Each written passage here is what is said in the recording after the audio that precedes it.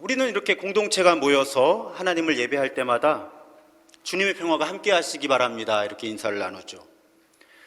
우리 예수님은 우리에게 평화를 주시는 주님이십니다.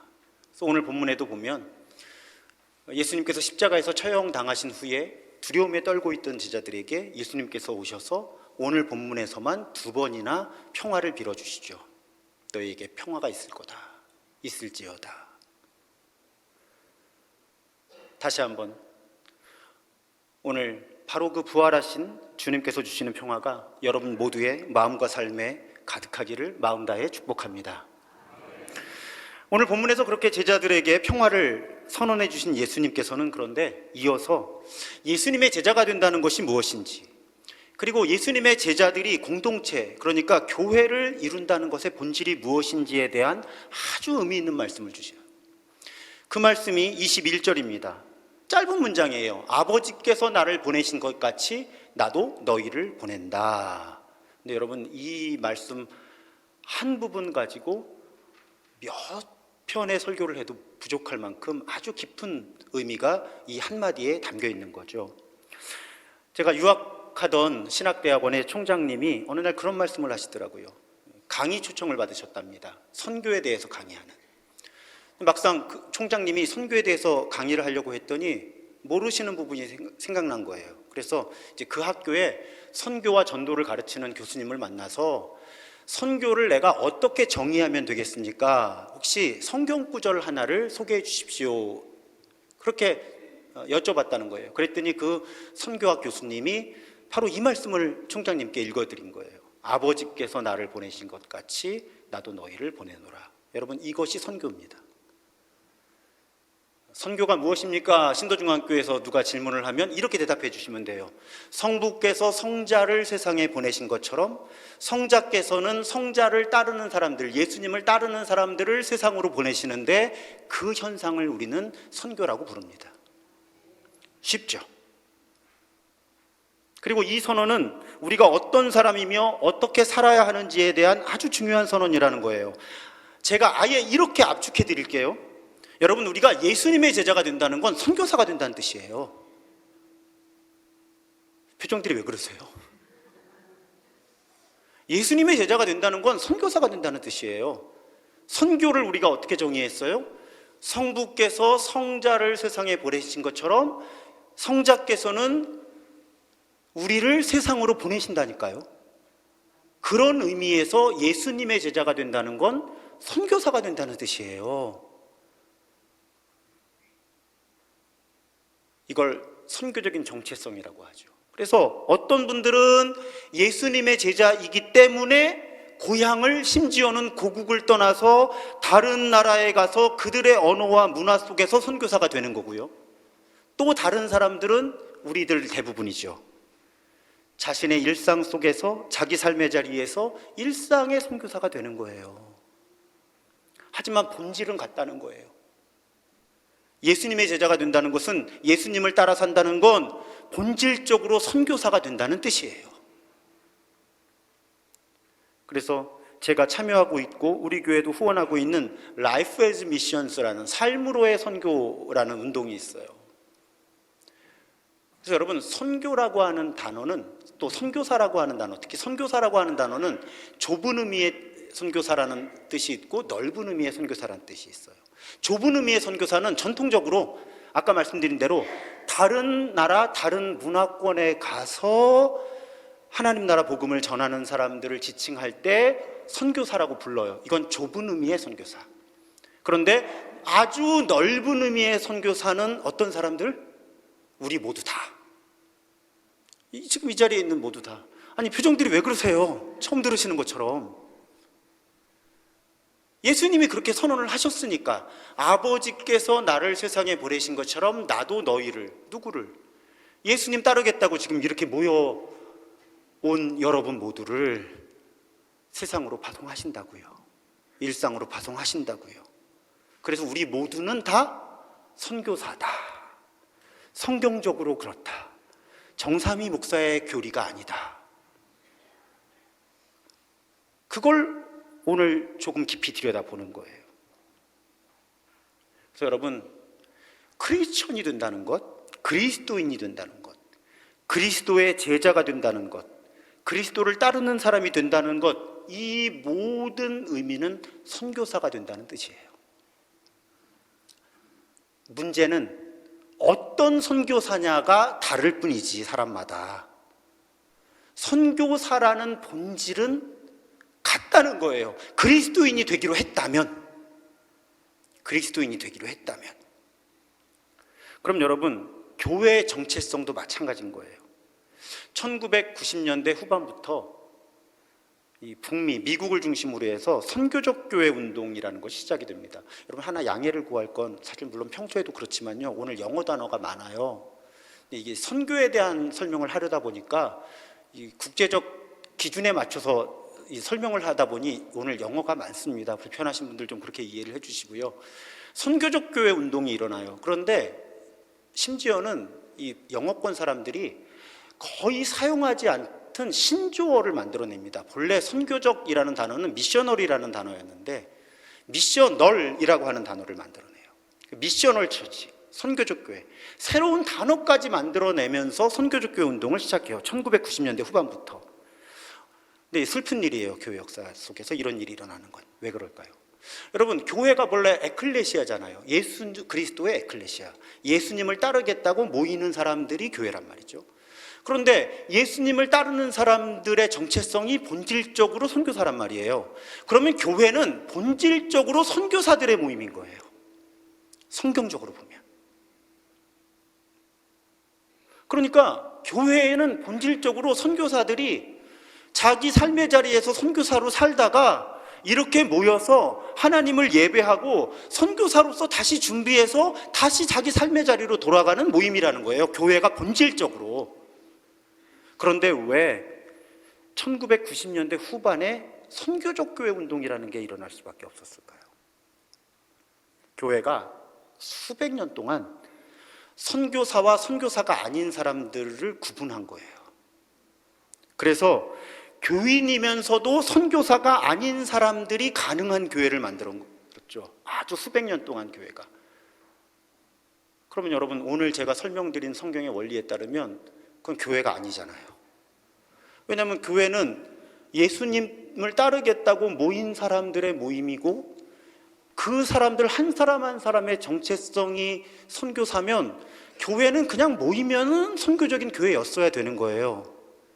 근데 수백 년 동안 서구 교회들이 교회가 선교사들의 모임이라는 정체성을 다 잃어버리고 있었던 거죠. 그걸 심각하게 먼저 경험한 서구 교회들이 성경적인 교회의 본질을 회복하자는 취지로 잘 안 쓰던 영어 단어까지 만들어가면서 선교적 교회 운동이라는 걸 시작한 거예요. 그래서 이 선교적 교회 운동하는 분들의 역설이 있어요. 선교적 교회 운동이 성공을 하게 하는 것은 하루빨리 선교적 교회라는 단어가 이 땅에서 사라지는 것이다. 왜냐하면 교회 하면 그냥 선교적 교회인데 굳이 선교적 교회라는 단어를 만들어서 운동을 하는 건 교회가 선교적 교회가 아니기 때문이니까 이제 선교적 교회라는 단어를 안 써도 되는 세상이 빨리 오는 것이 선교적 교회 운동이 성공하는 것이다. 그러니까 여러분, 사실은 선교적 교회가 아닌 교회는 교회가 아닌 거죠. 왜요? 다시 설명드릴까요? 예수님을 따르겠다고 모인 사람들의 모임이 교회인데, 예수님을 따르겠다고 누군가 나섰으면 그 사람은 이미 선교사인 건데, 그럼 선교사들이 모인 교회인데 어떻게 선교적인 교회가 아닐 수 있어요? 여기 또 한 가지 문제가 있어요. 선교적인 교회라는 단어를 만들어줬더니 교회가 이 단어를 또 왜곡한 거예요. 어떻게 오해 내지는 왜곡을 하고 있는가 하면, 뭔가 선교 사역을 열심히 하는 교회가 선교적인 교회인 줄 알아요. 그렇지 않아요. 선교 사역을 엄청나게 하면서도 전혀 선교적이지 않은 교회일 수 있어요. 그러면 오늘은 선교적 교회를 강의하는 시간은 아니니까 딱 한 가지 기준만 말씀드릴게요. 어떤 교회가 선교적인 교회냐? 우리 한 사람 한 사람이 세상으로, 일상으로 들어가면서 내가 선교사다 생각하고 살수록 선교적 교회인 거예요. 그게 안 되면 아무리 교회 차원에서 수백억 가지고 선교 사역을 해도 선교적 교회는 아니에요. 그냥 선교 사역을 열심히 하는 교회일 뿐이죠. 본래 교회는 사도행전 보세요, 여러분. 일상에서 선교사로 살았던 사람들이에요. 그게 교회예요, 본래.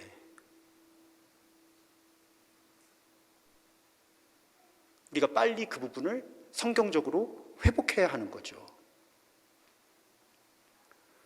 그러면 우리가 선교사로서 일상으로 세상으로 흩어져서 어떤 일을 해야 하는가? 오늘 본문에서 예수님은 그렇게 말씀하시죠.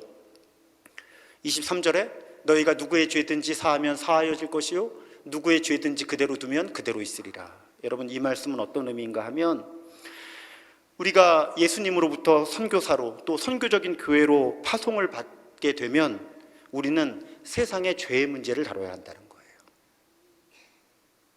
세상이 죄의 문제를 깨닫고 회개하고 하나님의 용서를 받을 수 있도록 그리스도인들과 교회가 주도적인 역할을 감당해야 한다는 거예요. 근데 문제는 죄가 뭐냐는 거죠. 어떤 죄냐는 거예요. 우리 지난 주일에 배우셨죠? 성경이 말하는 사망은 그냥 개인의 죽음을 말하는 것이 아니라 정치, 경제, 사회, 문화, 종교의 모든 영역에서 하나님이 주신 생명력을 빼앗기는 것이다. 지난주에 그걸 배우셨기 때문에 오늘 죄의 문제를 배우시는 것도 쉬우실 거예요. 그래서 여러분, 여기서의 죄의 문제는 그냥 개개인의 어떤 도덕적, 윤리적인 차원의 수준이 아니고요, 이 세상이 얼마나 하나님께서 창조해 주신 그 아름다운 모습이 망가져 있는가 전체의 문제를 직면하고 해결하려고 애쓰는 것이 선교사된 우리의 책임이라는 거예요.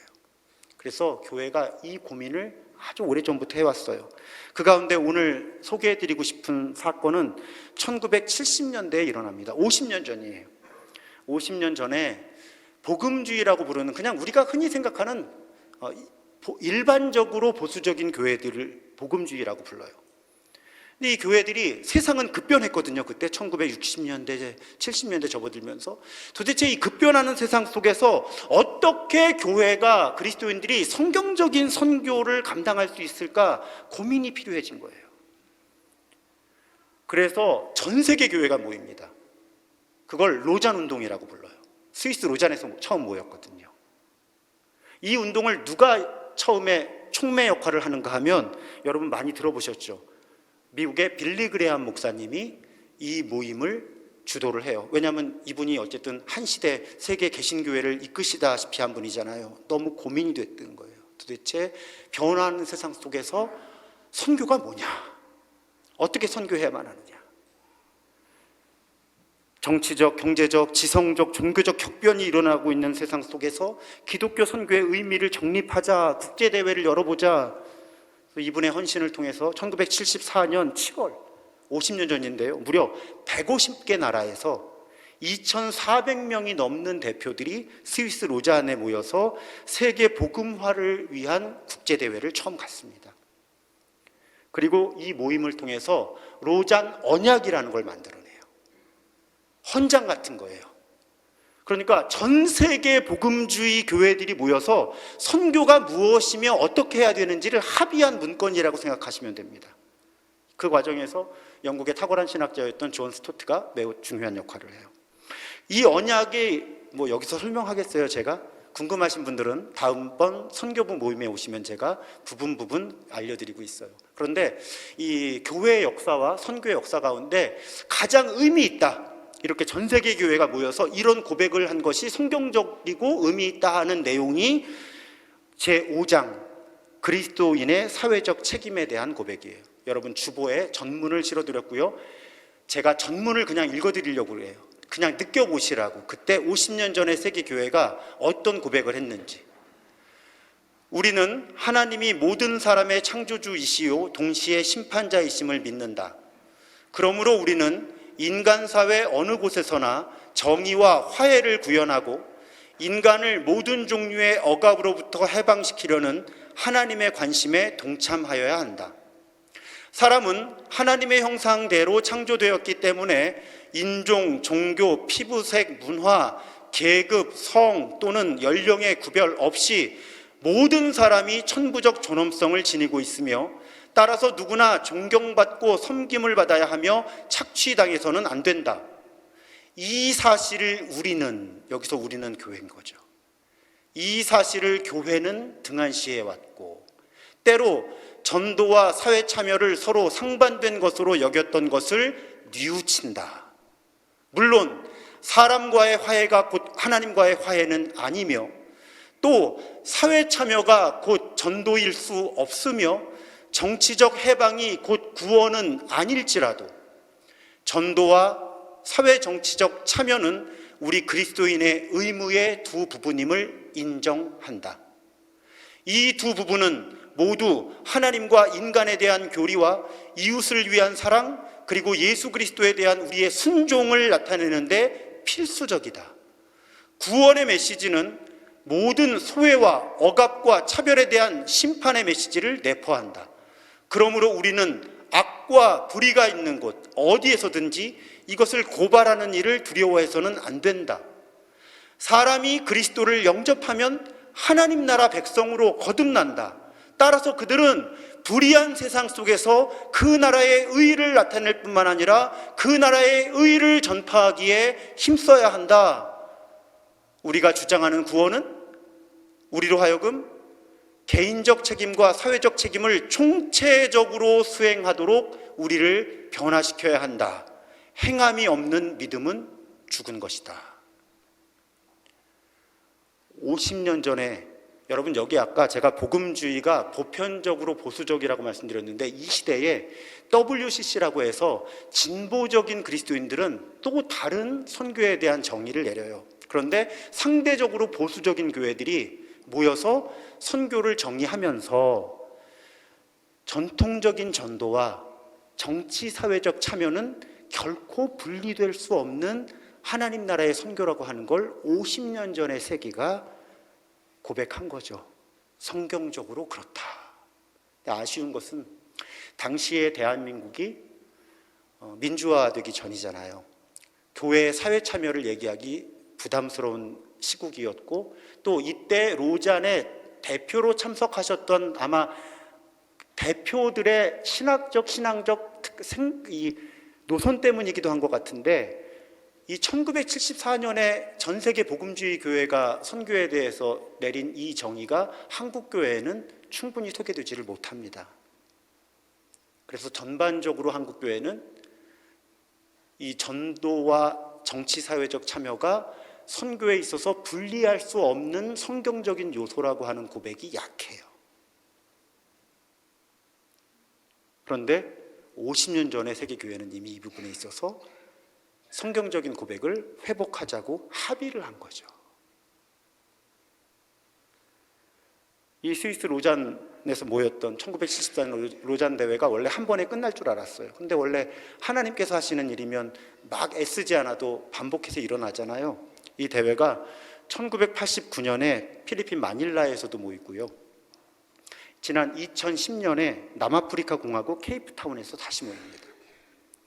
모일 때마다 전 세계에서 수천 명의 교회 대표들이 모여서 변화하는 세상 속에서 어떻게 성경과 선교를 새롭게 해석하고 방법론을 찾을 것인가를 논의하고 헌장을 만드는 거예요. 서약을.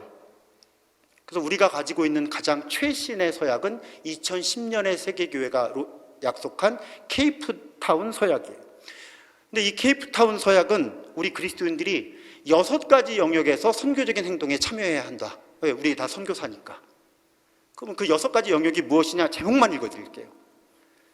다원주의적이며 세계화된 세상 속에서 그리스도의 진리를 증언하기. 분열되고 깨어진 세상 속에서 그리스도의 평화를 이루기. 여기에 이제 생태계 문제가 포함되는 거고요.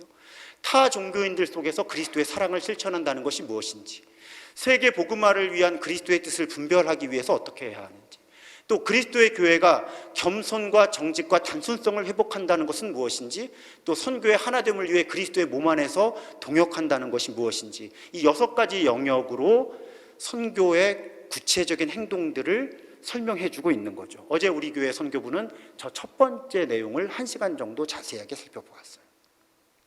다원주의적이며 세계화된 세상 속에서 그리스도의 진리를 증거한다는 것. 자, 여러분 그동안 선교라고 하는 단어를 들으시면 어떤 일들을 생각해 오셨어요? 세계교회는 적어도 50년 전부터 이렇게 넓은 영역에서 깊이 있게 하나님 나라 선교, 성경적인 하나님 나라 선교가 무엇인지를 아주 치열하게 고민하고 대화를 나누고 행동으로 옮기면서 실천해 왔다는 것입니다. 제가 이렇게 로잔을 자세하게 설명하는 이유가 있어요. 우리 중보기도 하시는 분들이나 선교부는 아시죠?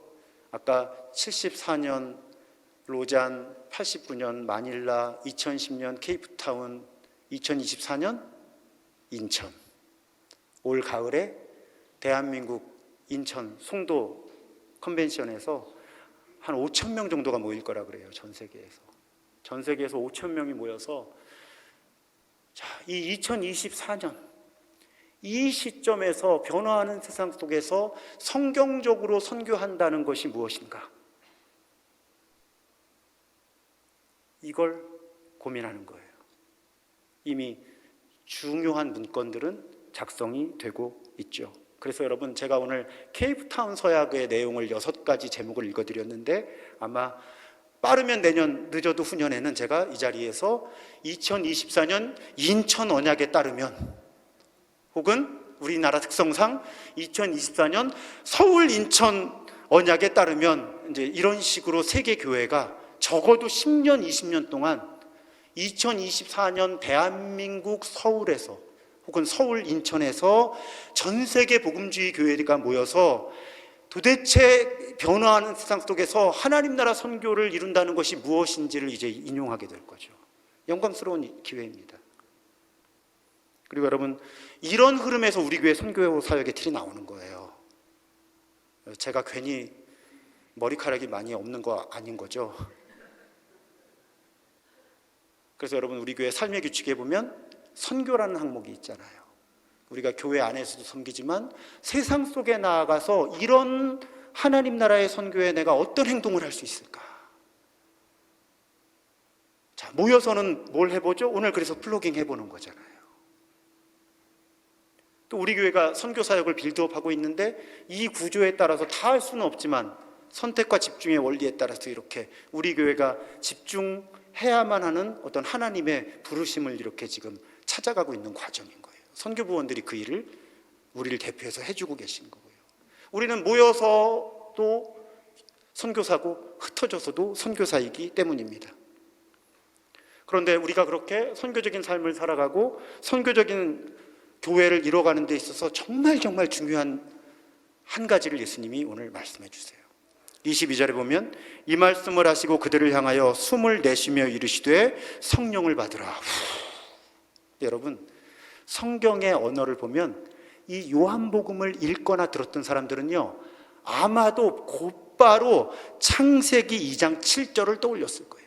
창세기 2장 7절에 보면 하나님이 땅의 흙으로 사람을 지으시고 그의 코에 생명의 기운을 불어넣으시니 사람이 생명체가 되었다, 이런 가르침이 있거든요.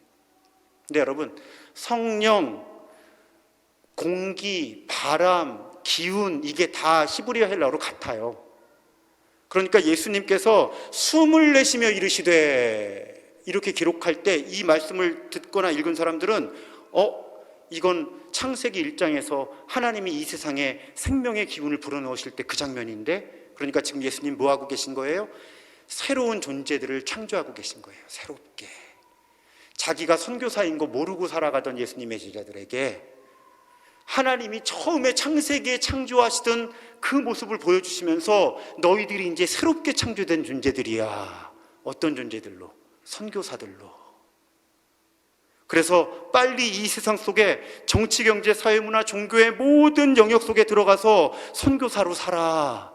그런데 너희들의 지혜와 너희들의 힘으로 되지 않아. 너희들 안에 계신 성령님께서 이끄시고 도우실 거야. 예수님 바로 그 메시지를 주시는 거예요. 그래서 우리가 흩어져서 선교사로 살아가고 모여서 선교적인 교회를 이루는데 절대적으로 필요한 것은 성령의 충만함입니다. 우리 모두가 내 안에 성령님이 계심을 고백하면서 우리의 욕심이 아니라 성령님의 이끄심과 도우심을 신뢰하는 거예요. 그래서 케이프타운 서약에서 성령님을 이렇게 고백합니다. 우리는 성령을 사랑한다. 성령은 선교적인 하나님과 선교적인 아들에 의해 보냄받은 선교의 영이시며 하나님의 선교적 교회에 생명과 능력을 불어넣으신다. 성령의 인격과 사역 그리고 능력이 없다면 참된 복음이나 온전한 복음 그리고 진정한 성경적 선교도 없다.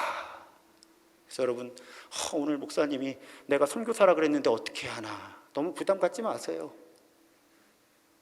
우리가 성령님께 자리를 내어드리고 성령님의 주권을 신뢰하면 성령님께서 보게 하실 겁니다. 깨닫게 하실 거예요. 이게 네 일이다. 그럼 순종하고 하시면 돼요. 그냥 우리가 찾아내고 우리가 주도하려고 하니까 힘만 들고 엉키는 거예요. 우리 성령 충만을 구하죠. 성령의 은사, 성령의 열매를 구합니다. 여러분, 하지만 조심하십시오. 성령은 본질적으로 선교의 영이기 때문에 우리의 욕심을 채우기 위해서 성령 충만을 구한다든지 은사나 열매를 구하면 위험합니다. 내가 일상 속에서 세상 속에서 선교사로 살아가기 위한 성령의 충만함을 구하십시오. 그러면 아마 이 모든 것을 더하실 겁니다. TGI 프라이데이라는 식당이 있습니다. 가보셨습니까? 우리나라에 있더라고요. 아직 TGI 프라이데이, TGIF라 그래요, 줄여서 미국 사람들이. 근데 이거 뭐의 약자인지 아시는 분들 계실 거예요. Thanks God it's Friday 이런 뜻이에요. 하나님 감사해요, 금요일이에요 이런 뜻이거든요. 왜 금요일이 감사하죠? 월화수목금 출근했는데 이제 오늘 끝이에요. 이틀 쉽니다. 하나님 오늘이 금요일인 게 얼마나 감사한지 몰라요. 미국 사람들이 그래서 TGIF라는 말을 쓰고 저 이름을 딴 식당도 있는 거예요. 체인저 프랜차이즈예요. 세계적인 프랜차이즈. 목회자들은 반대입니다. 하나님 벌써 금요일이네요. 한 주간 열심히 산 것 같은데 이번 주일은 또 어떡하죠? 근데 여러분, TGI 프라이 하나님 금요일이어서 너무 감사해요 하는데 솔직히 주일 저녁 되면 마음이 무거워지시잖아요. 머리도 복잡해지시고 내일 또 출근해야 되는데, 내일 또 가게 열어야 되는데, 내일 또 학교 가야 되는데, 내일 또 뭐 해야 되는데. 근데 여러분, 정말 우리 한 사람 한 사람이 선교사라고 하는 그 고백을 우리가 할 수 있으면요, 미국 사람들이 그래서 신조어를 또 만들어냈어요. TGIM이라고. TGIM은 뭐의 약자겠습니까? Thanks God it's Monday. 그러니까 프라이데이가 먼데이로 바뀐 거예요. 하나님 감사해요. 월요일이에요. 내가 이제 하나님이 나를 파송하신 선교지로 가요. 그래서 크리스천들은 TGIF를 고백하든 안 하든 그건 별로 안 중요한데 TGIM을 고백하는 사람들이다. 하나님 감사해요. 월요일이에요. 저 이제 학교 갈 거예요. 저 출근할 거예요. 저 가게 문 열 거고요. 저 모임에 갈 거예요. 제가 가서 선교사로 살 거예요. 뭔가 할 거예요. 월요일이어서 감사해요. 이것이 우리 크리스천의 고백이라는 거죠. 여러분, 너무 신나지 않으세요? 선교사로 가서 일하는데 월급도 줘요. 그 사람들이 그걸 잘 몰라요. 내가 선교사로 열심히 거기서 뭔가를 하는데 월급도 주네요. 열심히 뭔가 동문회에서 하는데 격려도 해줘. 가끔 부탁드리잖아요. 들키지 마시라고, 체포당하지 마시라고, 쫓겨나지 마시라고, 스파이로 잘 스며드시라고. 우리 그렇게 사는 사람들이, 여러분, 장담하는데요, 내가 선교사고 내가 월요일에 가는 그곳이 하나님이 나를 파송하시는 곳이라는 거 정말로 믿으면요, 신나요. 재미나요. 삶이 더 의미가 있어져요. 내가 그 인간들 틈바구니에서 진짜 먹고 살려고 별짓을 다 한다가 아니라 하나님, 저 인간들을 불쌍히 여기시고 사랑하셔서 저처럼 우수한 선교사를 파송해 주신 은혜를 신뢰합니다 하면서, 얼마나 하나님이 저 인간들이 답답하셨으면 저같이 수준 높은 선교사가 필요하셨나이까. 농담인 거 아시죠? 근데 그런 마음이 있다면 우리의 일상은 성령의 충만함과 재미와 의미가 가득한 일상이 될 줄로 믿습니다. 그래서 그냥 영어 하나만 딱 더 보세요. 죄송해요. 제가 미국에 사는 동안 제일 인상 깊었던 간판이에요. 당신은 지금 선교지로 들어가고 있습니다. 여러분, 이게 어디 있는가 하면 미국 사람들이 이제 교회 와서 예배하고 뭐 양육받고 친교하고 사역하고 하잖아요. 근데 차를 몰고 나가는 저 주차장 입구 도로변에, 이게 밖에서 안을 보라고 있는 간판이 아니라 교회 안에 있다가 예배당 밖으로, 교회 밖으로 나가는 사람들 보라고 저게 세워져 있는 거예요. 밖에서 보면 무슨 내용인지 몰라요. 안에서 나가는, 운전해서 나가는 미국 사람들한테 당신이 선교사로서 지금 선교지로 들어가 있다고 알려주는 간판이에요. 저도 우리 교회 어딘가 좀 세워놓고 싶어요. 이렇게. 여러분, 우리는 교회로 모일 때도 행복해야 하지만 사실은 제가 기도하는 건 모였다가 흩어질 때 더 행복한 교회 되게 해달라고. 자, 모여서 행복했다. 이제 하나님이 나를 보내시는 내 선교의 자리로 간다. 다 덤벼. 당당하게, 신나게, 주눅들지 않고, 위축되지 않고, 그렇게 내일 여러분이 이제 월요일에 다 삶의 자리로 흩어지실 텐데 얼마나 감사해요. 우리 2024년 대한민국 선교사들이야. 우리 대부분이 무슨 신학교를 졸업했습니까? 무슨 선교 훈련을 받았습니까? 뭐 언어 훈련을 받았습니까? 문화 훈련을 받았습니까? 뭐 현지 적응 훈련을 받았습니까? 아무것도 안 했는데 그냥 집 밖에만 나가면 2024년 대한민국 선교사예요. 아무것도 안 했는데 얼마나 감사해요. 우리 그 정체성을 다시 한번 오늘 말씀을 통해 붙들면서 그렇게 흩어져서는 선교사로 살아가고 모여서는 선교적 교회를 이루는 우리가 더욱 되기를 주님의 이름으로 부탁드리고 축복합니다.